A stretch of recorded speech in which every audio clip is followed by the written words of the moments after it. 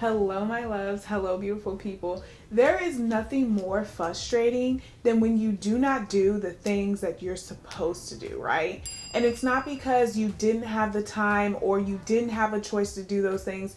It's just the fact that you didn't do them. And if we're really honest about the situation, life is full of decisions that we have to make.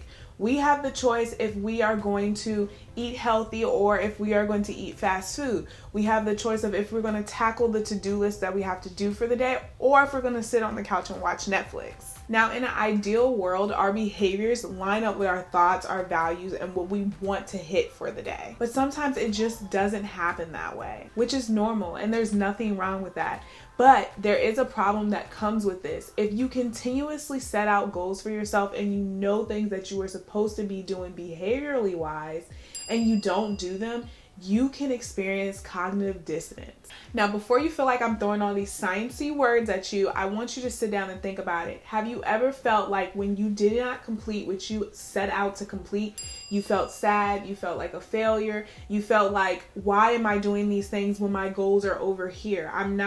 It's inconsistent. It can leave you feeling really uncomfortable within yourself, almost like you're having that fight back and forth because you know what's right, but you're not doing what's right. So you can guess, what does your brain do? Your brain seeks solutions. Now, we all know when our brain is in control, it's thinking about self-preservation. So sometimes the thoughts that it comes up with are not always the best for us, but it's thinking in survival mode. Let's use the example of eating healthy. It's a new year. You know, in the past year, you really haven't been taking care of yourself the way that you're supposed to. You snack a lot, and then you also go to the doctor and they really say that you should maybe cut off some of those carbs or lose some weight. So we have created this new diet plan. You know factually that you need to be healthier in your diet.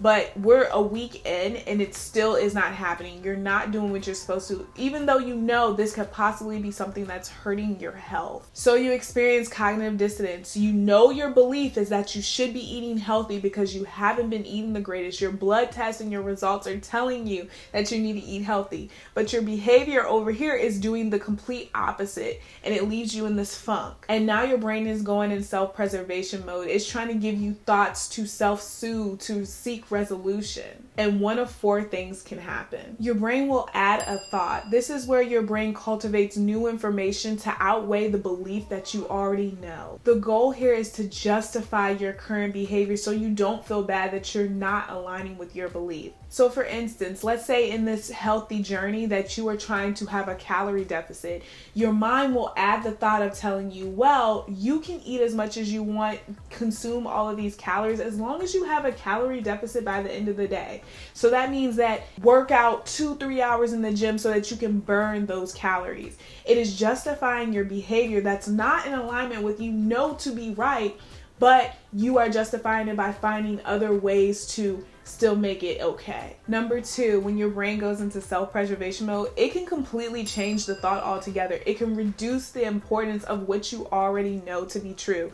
So stating something like, well, that doctor may not know what they're talking about, or I ate a little bit too much that morning before I had my test, so my levels were probably a little bit more elevated than they normally are, so I have some wiggle room.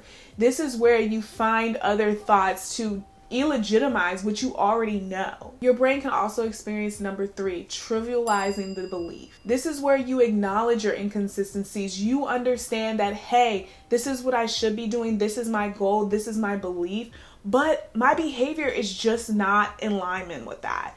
And you're okay with that. You don't care. You understand that you're not where you should be, but you're good. And with this thought process, I do want to point out that this actually relieves dissonance because you are not feeling sad or upset because you're not in alignment. You just simply don't care. And then there's number four, which is the obvious one of changing the behavior. You've been called out on your stuff. You know it's wrong. And at some point, you just change it. You find ways to do what you need to do so that you are in alignment with your behavior and your beliefs. So once you've experienced all of those thoughts, I want it to be clear that you can continue to have dissonance if you do not approach these things appropriately, especially when there's negative consequences that can occur after this. So back to the example of eating healthy. If we are not eating healthy and we are ignoring what our belief says, not only are we upset about the dissonance that we are feeling, but when we go to the doctor and the doctor tells us once again, hey, you have not been doing what you're supposed to do. Now we have to put you on these medications, or now you can't fit your favorite clothes anymore. That just reinforces the dissonance that you're feeling, the separation between what you know is right and you should be doing versus what you're actually doing.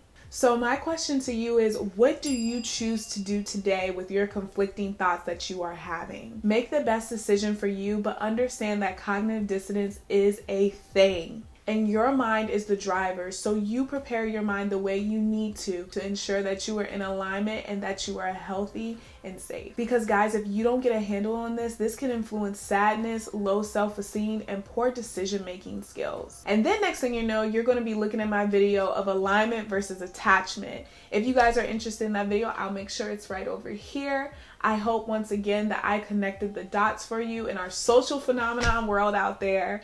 So until next time, make sure that you like, comment, and subscribe. Bye.